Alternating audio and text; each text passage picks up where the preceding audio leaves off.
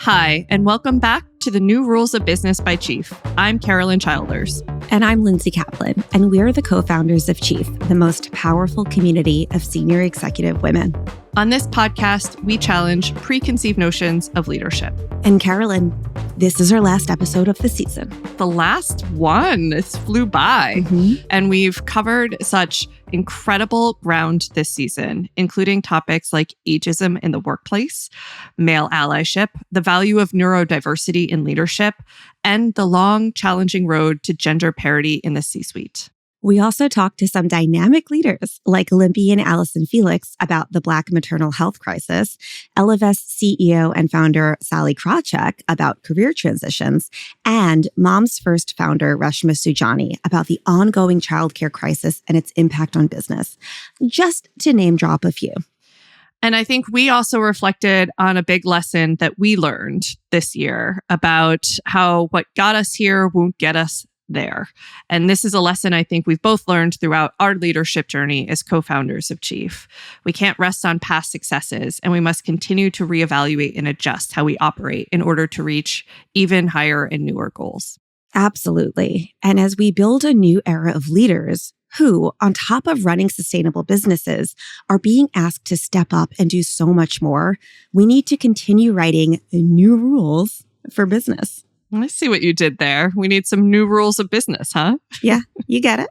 So this week, we're looking back at a few of our favorite lessons learned from this season's guests. First up, we have Reshma Saujani.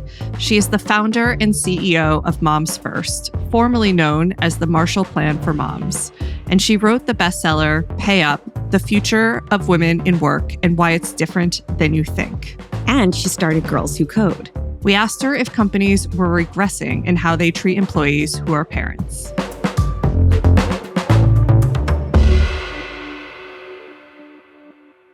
Yeah, I mean, it definitely feels like we're at a standstill at best. And every moment that we remain in a standstill is detrimental to women and families.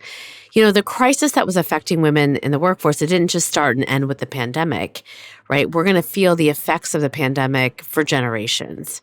And as a nation, even though we had almost like a gift to really see how broken the structure of care is, as a nation, we're still failing to address the underlying issues that have been limiting, women's advancement for decades. And in fact, what's ironic is like there's a push to return to a status quo that was never working, for women or quite frankly, any marginalized people. When we talk about this at Moms First, there's really two factors that are exacerbating these problems and setting women back even further. The first one is the worsening childcare crisis. 40% of parents are in debt because of the cost of childcare. Most Americans can't find childcare. It's not available or affordable for them.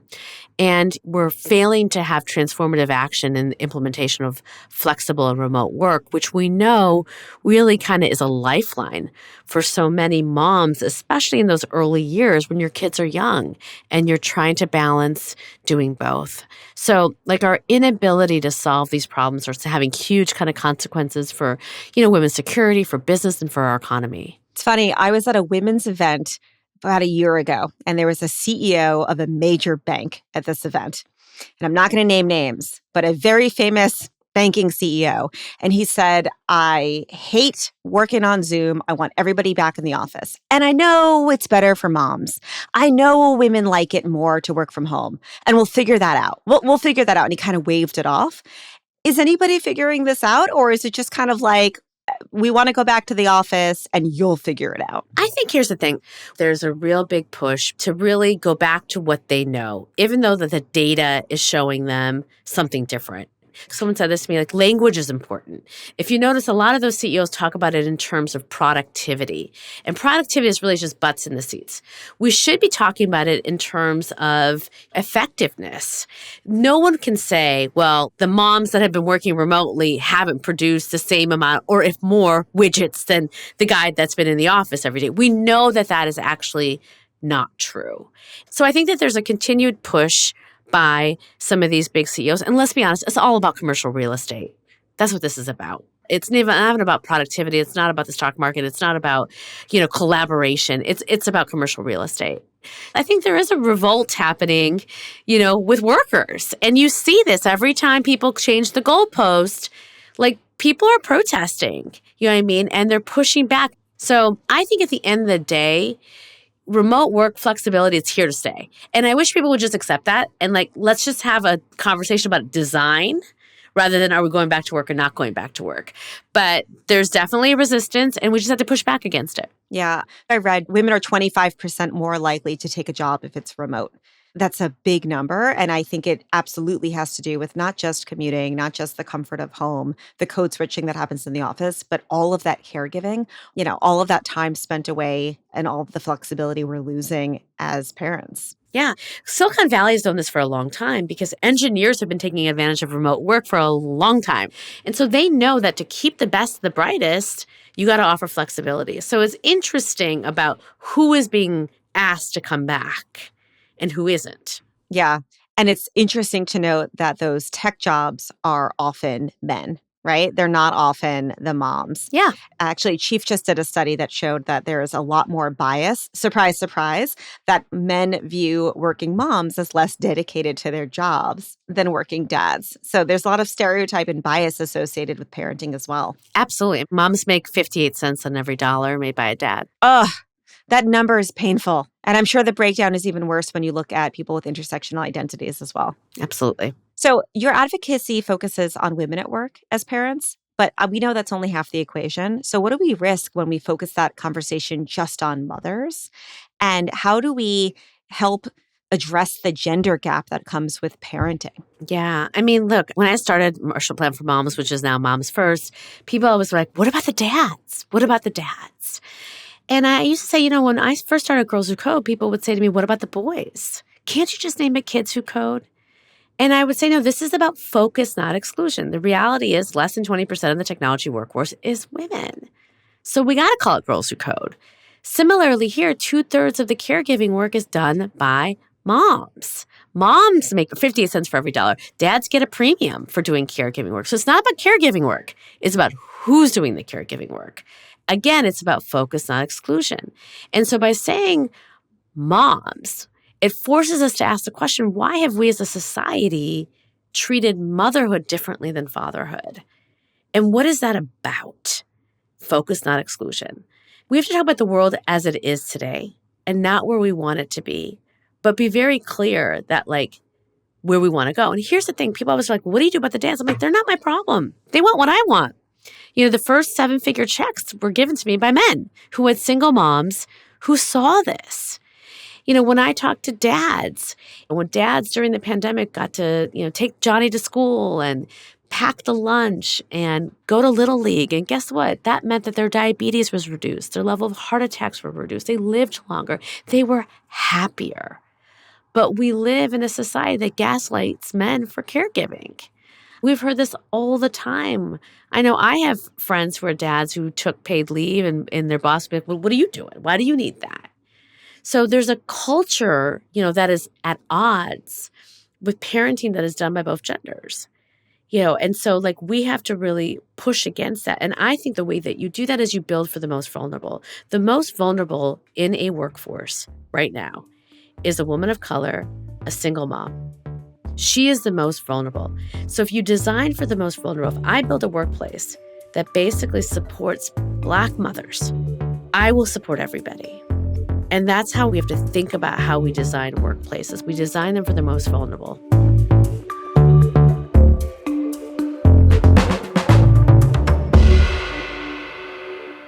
I love the concept that we must design the workplace for the most vulnerable. Yeah. To me, this concept means a well-designed workplace will support the success of those who are historically pushed to the margins. And speaking of designing a system that works for the most vulnerable, this is something you talked about with Allyson Felix, the Olympian and founder of footwear brand Saujani. She's a huge advocate for maternal health. You might remember that she took a stand against her former shoe sponsor, Nike, for their lack of maternal protections. And in turn, she was left without sneakers to race in the Olympics. So she designed her own shoe. And thus, her brand, Saujani, was born. And I have to plug the fact that we have a Chief and Saujani collab and our own sneaker that we collaborated on and partnered on with Saujani. So now Allyson is the founder of her own company, and she has been the change she wants to see in the footwear space. I asked her about Black maternal health and how it impacts women in the C-suite pipeline. I think being a small company, it allowed us to really listen to the team early on and just really even chat about some of these things as we're forming our policies. So we did that. We just came together and we said, like, well, what would an amazing policy look like for you? Like, what would make you feel like you could be yourself, that you could come back to the work that you love in the way that you want to? And so we came up with 4 months with a month of hybrid, offering pre and postpartum services, mental health resources, and just allowing women to take the time to transition as they see fit.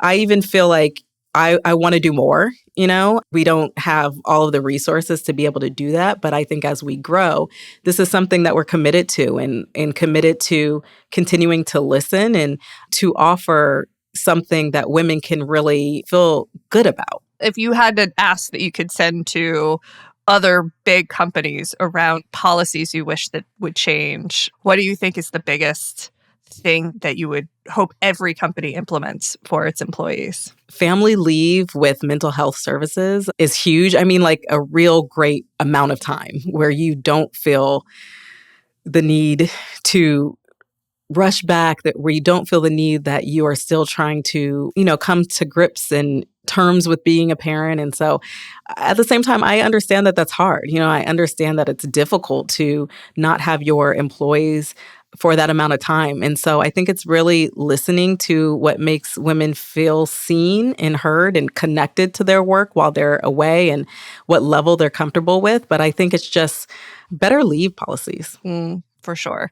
And I think it's so important to also connect some of this advocacy and some of these policies, particularly around like Black maternal health, with the larger business picture and how this can actually, it's not just the right thing to do, but it's actually good for business as well. There's only 5% of C-suite leaders who identify as Black women.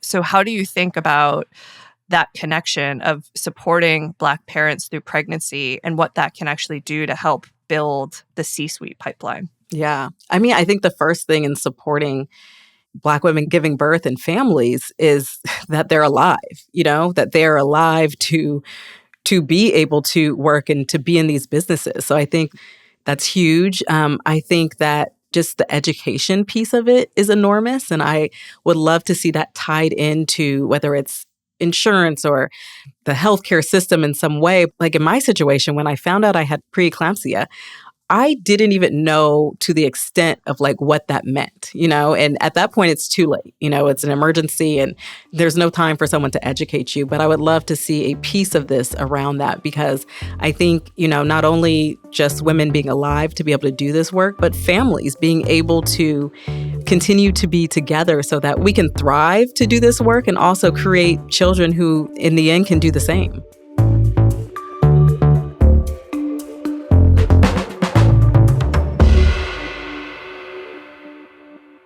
Less than 5% of C-suite leaders identify as Black women. So supporting Black women throughout their career journeys, especially if they become parents, will help to make sure that women are able to follow their ambitions to the top. That's why this season, we also took a look at some of the research Chief conducted in partnership with IBM about the barriers women face as they work their way up in their careers. This research included a global survey of more than 2,500 organizations, along with qualitative insights from our Chief members. That leaky pipeline to the C-suite is more destructive than we even knew. If you look at the percentage of women in roles from senior manager all the way up to VP, you'll see that the number of drop-offs have gotten worse since the pandemic. I sat down with Salima Lin, IBM Consulting's Vice President and Senior Partner of Strategy, Transformation, and Thought Leadership. She is a Chief member and a fellow author of our study.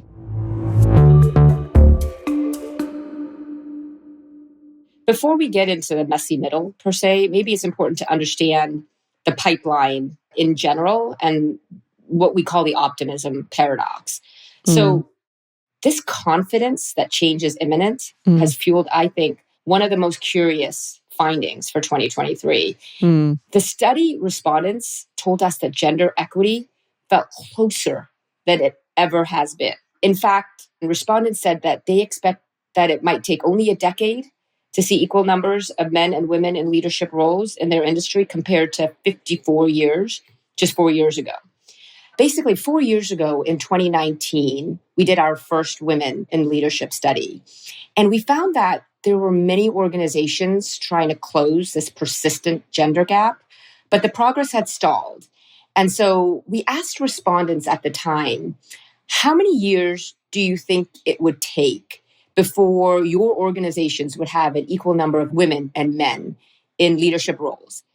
And Carolyn, they said it would take their organizations 54 years. Okay, so over half a century to get to a point of gender equity. And while things have improved since then, the big question that we're trying to answer, which is perception does outpace the pipeline. And we do need to be creative and bold about ways to change that. Even then, perception is outpacing reality because I think a lot of the research, when you actually look at it, it's a lot longer than 54 years that a lot of research is saying this is how long it's going to take to actually get there. Definitely interesting thing that perception has gotten even smaller in this study, but even in the 54 years, I think there was still a outpace of perception versus reality. Absolutely. And it's interesting. I'm a half glass full kind of lady. You know, I love the optimism, but the optimism here, the paradox we're seeing, it's dangerous, right? Because when you think things are going well and they really aren't, then you don't take the right set of actions quick enough to address it. And it just gets worse. And so it actually can be quite dangerous. Yeah. Now, the messy middle. There are just not enough women, Carolyn, that are moving up the pipeline. So think director, think VP, think even senior manager type roles. There's just not enough of them. And so this cliche that the glass ceiling, it just really isn't just a C-suite phenomenon, right? It starts much earlier with the first opportunities for promotion to senior leadership roles. This messy middle, unless we take action and we take it quickly, we'll never reach parity. In fact, this middle the gap is growing despite the optimism, right? And that's why if it's growing, it's never going to reach parity. Yeah. And that's why these actions, the systematic actions we talked about and doing them quickly, they're really important. Yeah, for sure. So from 2019 to 2023, the perception of how long it's going to take moved from 54 years to 10 years, even though in this messy middle, it's actually gotten worse. Yeah, exactly. It's gotten worse. We will never get to parity unless we do something different. Yeah.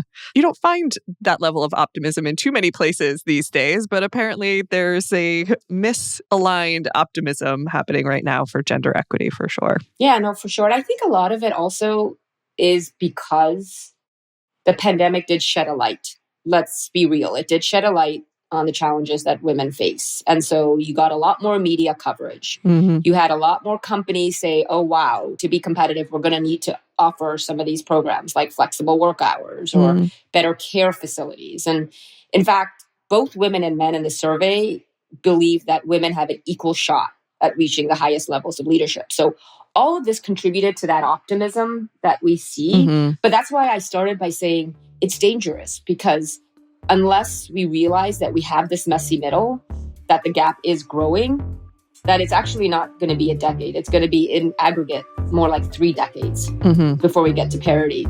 But that middle, we're never going to get there unless we act quickly. Yeah. And so we've got to acknowledge that.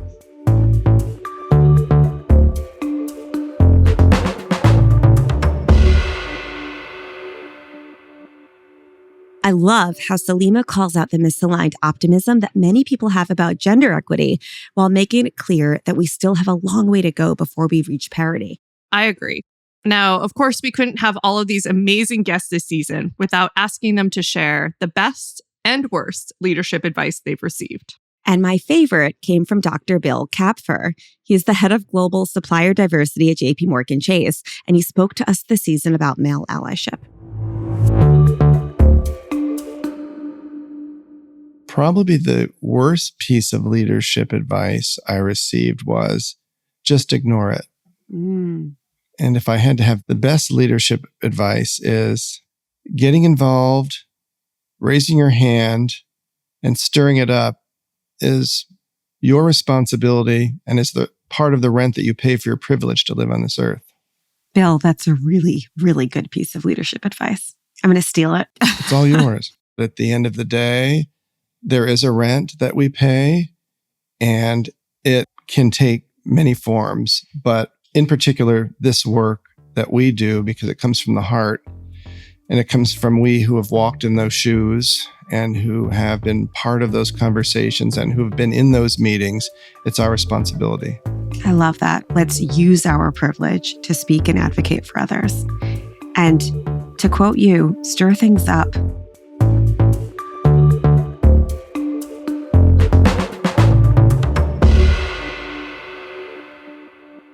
And a big thank you to all of our guests this season, and to you, our listeners, for tuning in.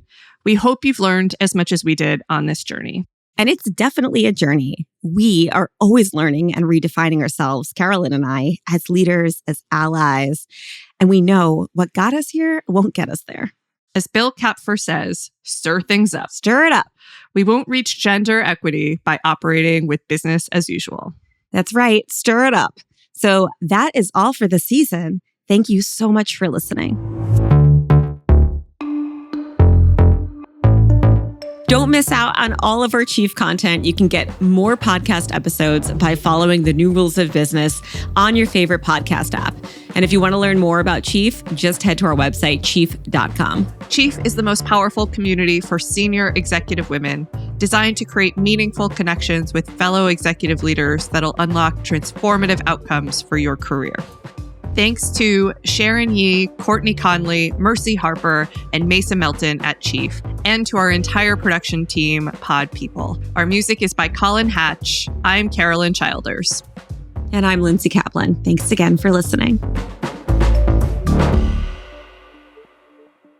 We can't let you go without sharing another bad piece of advice. Because, Carolyn, you love bad advice. I think you learn the most from the bad things that you sometimes see, hear, and do. You're not wrong. Play the clip. The worst. I'm like, what is the worst advice?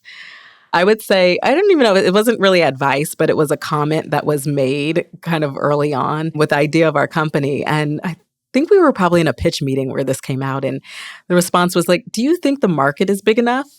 I was like, you mean women? Like, you mean like half of the population? Yes, I do.